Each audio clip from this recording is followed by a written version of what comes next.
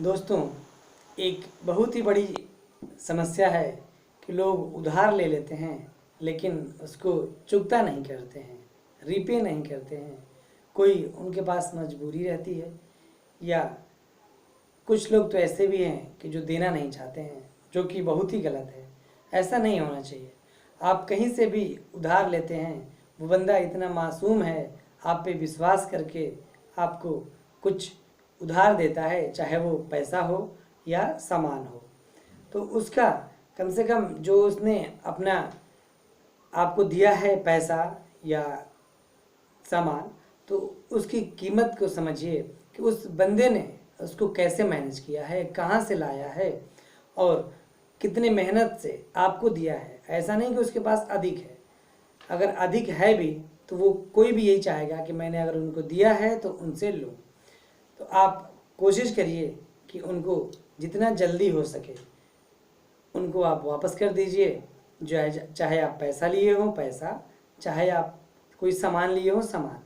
ख़ास तौर से एक चीज़ देखा जाता है कि जो दुकानदार होते हैं और ख़ास तौर से किराना के दुकान वाले लोग जाते हैं, उनसे सामान लेके चले आते हैं कि भैया हमें ये सामान दे दो। लिस्ट पकड़ा देते हैं, पता चले कि 800 900 1000 का सामान हो गया। सामान लेके चले आते हैं, पैसा हम बाद में दे देंगे, और बाद कब होता है ये नहीं पता चलता।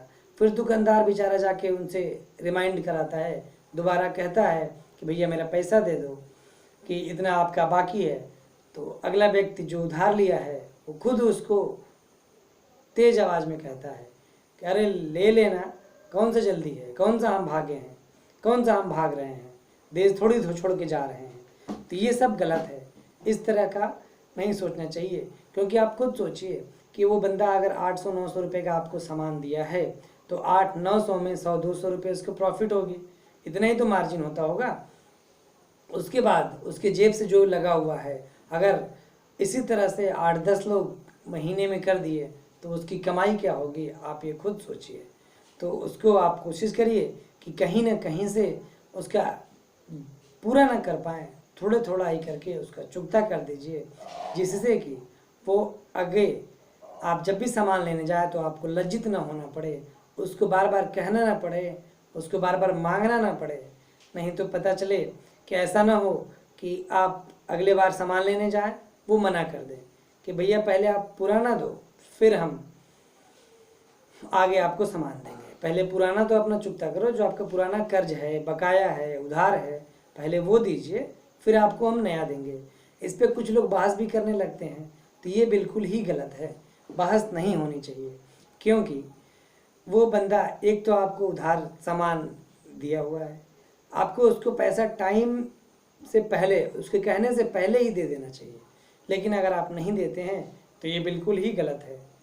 तो आप सोचिए कि आप भी अगर ऐसा करते होंगे तो अब इस वीडियो देखने के बाद से आप अपना खुद से कहीं ना कहीं से पैसे को मैनेज करिए और उनको ले जा कर के दीजिए।